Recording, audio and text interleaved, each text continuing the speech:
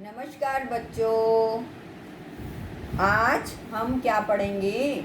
आज हम पढ़ेंगे हमारा बहुत ही जो सबसे हमारा प्राचीन ग्रंथ है उसके बारे में पढ़ेंगे और उसकी जो है कुछ चौपाइयाँ हम पढ़ के और उनका भावार्थ जानेंगे। आप ये बताओ, लॉकडाउन में जब रामायण चली थी तो किस किस ने देखी थी? सभी ने देखी थी। पंकज ने भी देखी थी। Very good. और सुनीता, आपने देखी थी? अच्छा, आपने भी देखी थी, बहुत अच्छी बात है।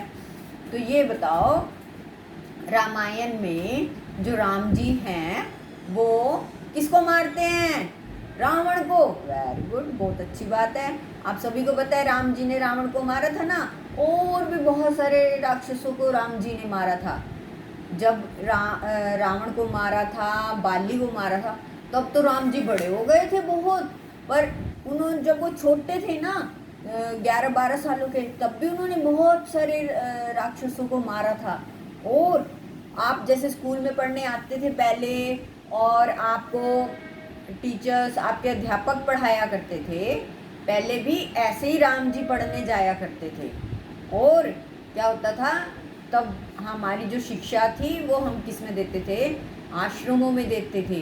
गुरुजी ही वहीं आश्रम में ही रहते थे और वहीं बच्चे भी रहते थे और वो वहीं पर पढ़ते थे।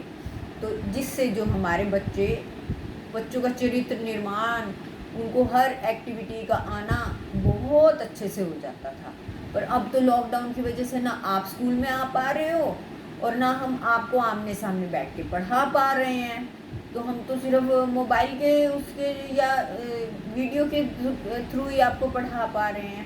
तो इसीलिए आज हम जो है रामायण का बालकांड की कुछ चौपाइयाँ पढ़ेंगे और उनका अर्थ समझेंगे। क्योंकि जिस बच्चे ने, जिस व्यक्ति ने भी रामायण को अच्छे से पढ़ लिया और उसके लिखे हुए तथ्यों को अपने जीवन में, उसमें जो बातें लिखी हुई ना, तथ्य का मतलब होता है जो बातें लिखी हुई हैं, उसको अपने जीवन में उतार लिया, वो बहुत ही कामयाब व्यक्ति बनता है। क्योंकि जो हमारे मर्यादा पुरुषोत्तम राम भगवान हैं, वो इसीलिए धरती पर आए थे कि वो लोगों को ऐसे ऐसे बातें बताएं, ऐसे ऐसे काम करके दिखाए उन्होंने कि हमें एक अच्छा व्यक्ति हम उनको करके एक अच्छा व्यक्ति बन सकें और अपने जीवन को अच्छे से जी पाएं।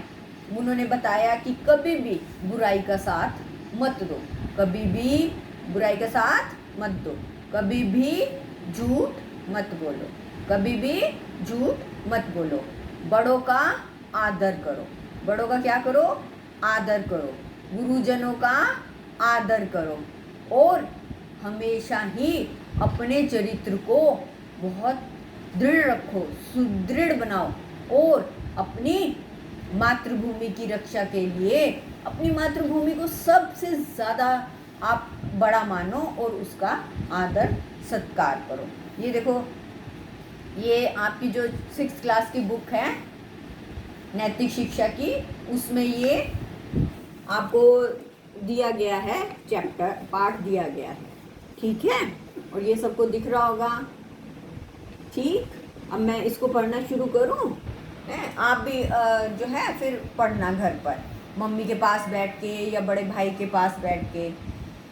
बाल्यकाल जीवन की सबसे सुंदर अवस्था है जिसमें मन और बुद्धि अत्यंत निर्मल और स्वच्छंद रहती है।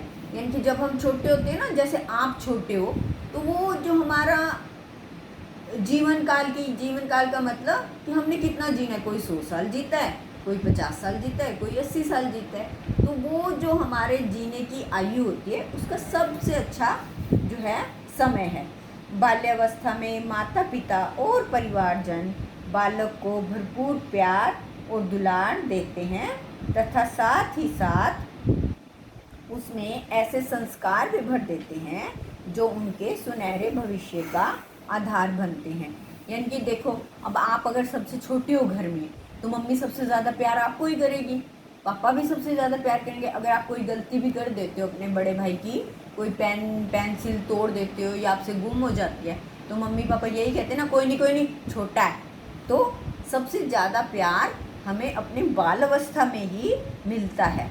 और जो हमारे मम्मी पापा है वो सबके मम्मी पापा क्या सिखाते हैं कि बेटे कभी झूठ नहीं बोलना, ठीक है, कभी किसी की कोई चीज़ नहीं चुरानी, कभी किसी से बेईमानी नहीं करनी है।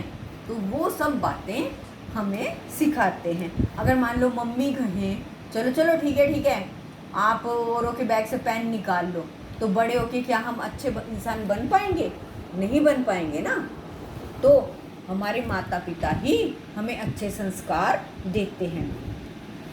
बाल्य अवस्था ही वह अवस्था है जब बालक में विनयशीलता, नम्रता और सदाचार जैसे गुणों की नींव डाली जाती है।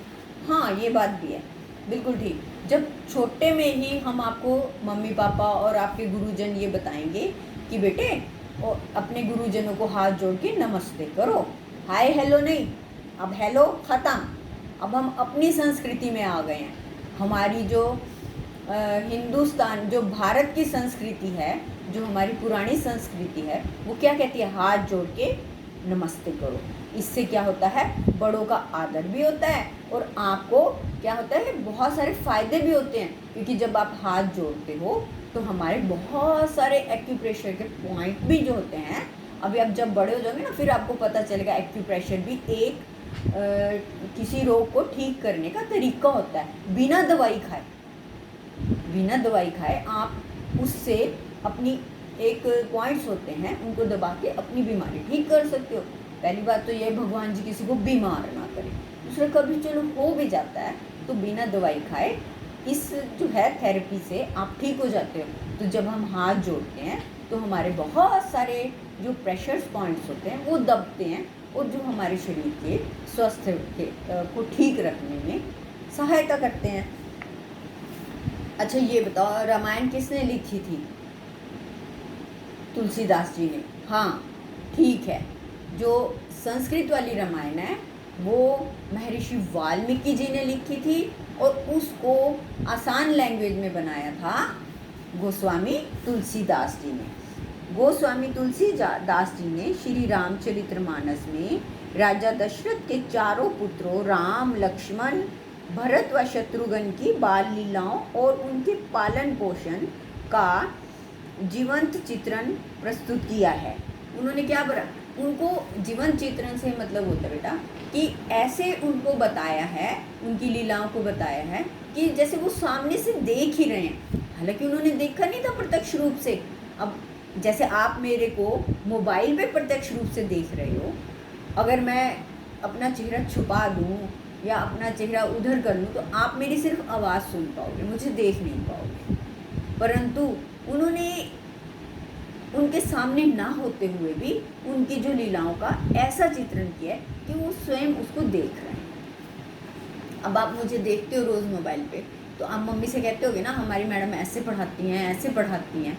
तो ऐसे ही उनको बहुत अच्छा और बहुत सटीक उन्होंने चित्रण किया है। इन चौपाइयों में जहाँ बालकों की सहज चंचलता व क्रीड़ाएँ हैं, वहीं माता पिता द्वारा दिए जा रहे अनुपम संस्कारों का भी वर्णन किया गया। बात आ गई ना कि हमें कौन सिखाता है कि अच्छे काम करने हैं? माता पिता सबसे पहले गुरु होते हैं, जो हमारे वो माता पिता होते हैं। और उसके बाद कौन होते हैं? हमारे स्कूल वाले टीचर। फिर उसके बाद हमारा गुरु कौन बनता है? हमारा समाज, हमारी सोसाइटी। जैसे समाज में हम रहेंगे, हमारा आचार विचार वैसा ही हो जाएगा।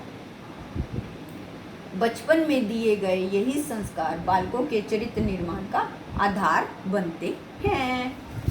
अब ये देखो, दोहा पढ़ते हैं। सबसे पहला हमारा दोहा उन्होंने लिखा हुआ है, बाल चरित्र हरि बहुविधि कीना, अति आनंद दसानन कह दीना।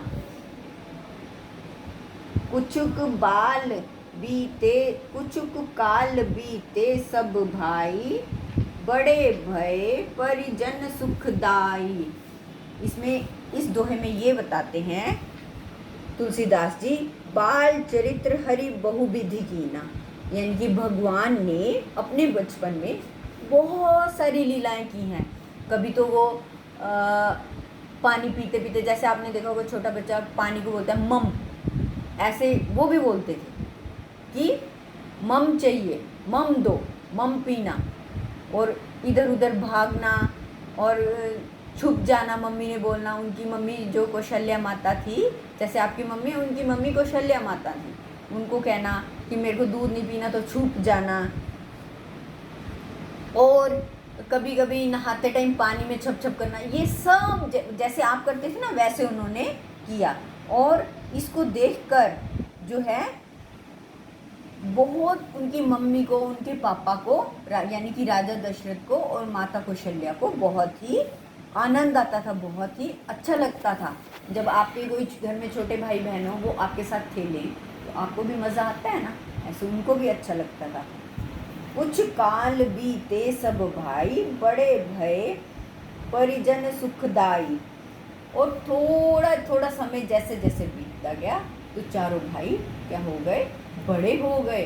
और उन्होंने क्या करा, फिर जो बड़े बच्चे थोड़ी थोड़ी क्रियाएं करते हैं वैसा करने लग गया। चूड़ाकरण कीन गुरु जाई, विप्र पुनि दक्षिणा बहु पाई। परम मनोहर चरित अपारा, करत फिरत चारौ सुकुमारा। जैसे सबका मुंडन होता है तो भगवान जी का भी मुंडन हुआ, भगवान जी का मुंडन हुआ तो आप लोग भी जैसे किसी को गंजा करते हैं तो उसके घर में फंक्शन करते हैं ना, वैसे भगवान जी के घर में भी फंक्शन हुआ था। बहुत सारे ब्राह्मणों को मिलाया गया था और उनको बहुत सारे पैसे दिए गए थे, बहुत सारी दक्षिणा दी गई थी, यानी कि पैसे इन द सेंस बहुत सारी, किसी को जिसने जो मांगा, किसी ने गाय मांगी, किसी ने स्वर्ण मुद्राएं मांगी, सब कुछ दिया उनको। और जो उनका चरित्र था, जो उनका करैक्टर था, वो बहुत ही मनोहर, बहुत ही सुंदर था। और फिर ये चारों जो कुमार थे, गंजे होकर भी, आप इनको गंजा करो तो आप कई बार रोते हो ना, गंजे होकर भी बहुत सुंदर लग रहे थे।